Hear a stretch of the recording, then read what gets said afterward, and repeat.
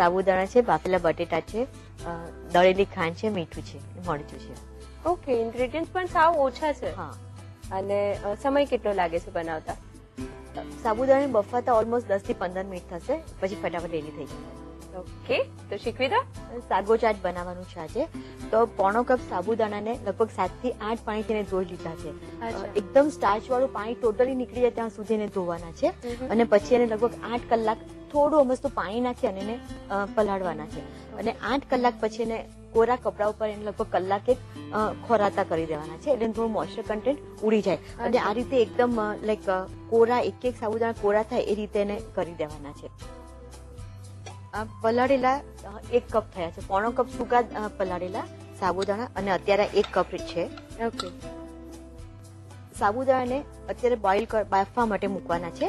તો એમાં લગભગ 2 થી 2.5 ચમચી જેટલું તેલ નાખવાનું છે. ઓકે, મિક્સ કરી લઈએ. સાબુદાણામાં બાફતી વખતે તેલ નાખીએ છીએ, તો એની પાછળ શું રીઝન છે? તેલ નાખવાથી ઈચ એન્ડ એવરી ગ્રેન જે છે એનું દાણો છે એ છૂટો રહેશે એનો. અચ્છા, એટલે સાબુદાણા બાફ્યા પછી જે ઘણા બધા લોકોને સ્ટીકી થઈ જતા હોય છે, એકદમ ચીકણા થઈને ચીપકી જતા હોય છે, એને ટાળવા માટે આવું કરીએ છીએ. હા, અને સાગો ચાટ છે એટલે આમાં સાબુદાણાનો એક દાણો છૂટો રહેશે.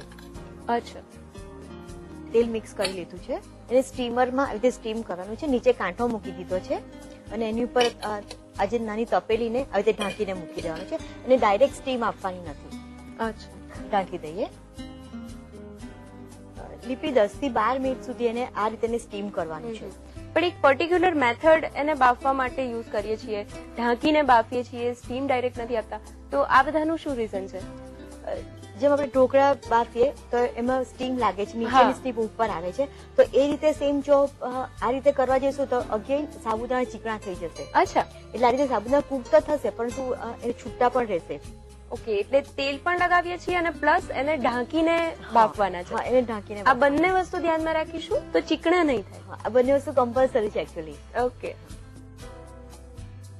ગેસ બંધ કરીએ, જોઈ લઈએ.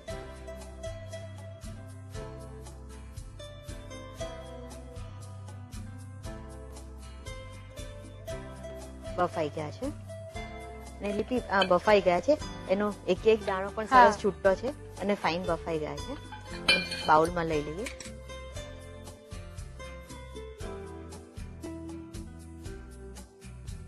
સરસ, એકદમ છૂટો દાણો દેખાય છે અને ચિકાશ પણ બિલકુલ નથી લાગી રહી. એક્ઝેક્ટલી. બાકીના જે ઇન્ગ્રેડિયન્ટ્સ મિક્સ કરવાના છે તે કરીએ આપણે. એક મીડિયમ સાઈઝનું બટેટું છે, એને કાપી અને બાફી અને કાપી લીધું છે, એને તે મિક્સ કરીએ. હિનાબેન, ઘણી વખત રસ્તામાં ખૂમચાઓમાં એમ જે ફરાળી ભેળ અથવા ફરાળી ચાટ મળતી હોય છે, એ આ જ પ્રકારની વાનગી હોય છે? હા, આ જ પ્રકારની છે. એકચ્યુઅલી સાબુદાણાની ખીચડી બનાવી એ કાઇન્ડનું છે આ ટેસ્ટ, પણ સાબુદાણાની ખીચડીમાં ખૂબ જ પ્રમાણમાં લાઈક તેલ જતું હોય છે. તો આમાં આપણે 2 ટીસ્પૂન તેલથી અથવા તેનાથી પણ થોડું ઓછું તેલ નાખીએ તો આ જ સેમ વસ્તુ થઈ શકે. રાઈટ. સિંધવ મીઠું છે, 1 ટીસ્પૂન લઈશું. દળેલી ખાંડ છે. અચ્છા, એ 3 ટીસ્પૂન લઈશું. ગરમ મસાલો છે. ગરમ મસાલો ઉપવાસ દરમિયાન કોઈક લોકો ખાવાનું પ્રિફર કરે છે, કોઈક નથી ખાતા. જો ઉપવાસ દરમિયાન જો ન ખાતા હોય તો દળેલું જીરું પાવડર પણ ચાલે. Okay, ½ teaspoon. કાપેલું લીલું મરચું છે, એ 1 નાખવાનું છે, અથવા તો વધારે ખાવું તીખું ખાવું તો ખાઈ શકાય, લઈ શકાય. એટલે જેટલી પણ તીખાશ જોઈએ છે એ લીલા મરચાથી જ લાવવાની છે. હા, મિક્સ કરી લઈએ. જે ખૂમચાઓમાં મળે છે એ પણ આવી જ રીતે બાફેલા સાબુદાણા એકદમ અલગથી મોટા તપેલામાં રાખ્યા હોય અને પછી એને મિક્સ કરીને આપતા હોય છે. એ લોકો ઢોકળિયાને બદલે એ લોકોને મોટી ક્વોન્ટિટીમાં બનાવવાનું હોય તો એકદમ મોટા તપેલામાં પાણી મૂકે અને તેની અંદર કાંઠો મૂકે અને બીજું નાનું તપેલું મૂકતા હોય છે અને એ રીતે એ લોકો સ્ટીમ કરતા હોય છે. ઓકે, લીંબુનો રસ છે, એ લગભગ 2 લીંબુનો રસ નાખી દેવાનો છે આટલી ક્વોન્ટિટીમાં. આ જે ચાટ છે એમાં સુગર અને મીઠું અને લીંબુ એ 3નો જ ટેસ્ટ એકદમ ઉપર પડતો છે. એટલે બધું જ જે નાખ્યું છે એ એકદમ ચડિયાતું નાખ્યું હા, કોથમીર નાખવાની. કોથમીર લાસ્ટમાં નાખવાની, કારણ કે કોથમીર જો પેલા સાબુદાણા ગરમ હોય તો થોડો એનો કલર ડલ થઈ જશે. છે. ઓકે. લગભગ 3 ટેબલ સ્પૂન જેટલી નાખવાની છે. અગેન જે રીતે ગરમ મસાલામાં હતું એવી રીતે ઘણા લોકો ફરાળીમાં નથી ખાતા હોતા લીલા હા, તો ધાણા. એવોઇડ કરી શકાય.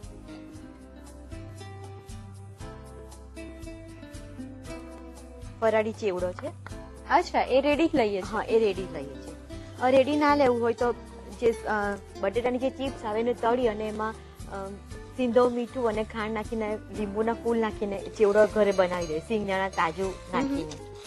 અચ્છા, બનાવવો હોય તો પણ એકદમ ઇઝીલી બની શકે છે.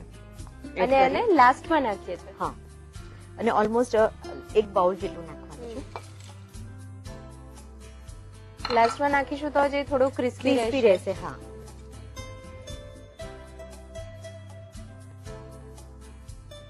સાબુદાણાની ક્વોન્ટિટી અને સામે ચેવડાની ક્વોન્ટિટી એ બંને એક્ઝેક્ટલી કેવી રીતે નક્કી કરાય છે? સરખું લેવાનું. અચ્છા, 50-50 બંને. 50-50.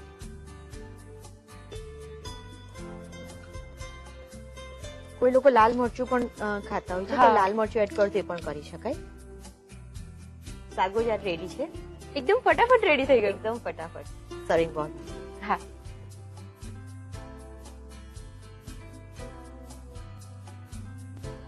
તો લાઈક એકદમ સુગર વાળી અને લીંબુ વાળી, લાઈક ટેંગી સ્વીટ એવી સાગો ચાટ રેડી છે. એના પર એડિશનલી લાઈક કાકડીના પીસીસ કે કેરીની સિઝન હોય તો કાચી કેરી અથવા તો દાડમના દાણા પણ નાખી શકાય. અચ્છા. તો રેડી છે એકદમ ટેમ્પટિંગ સાગો ચાટ.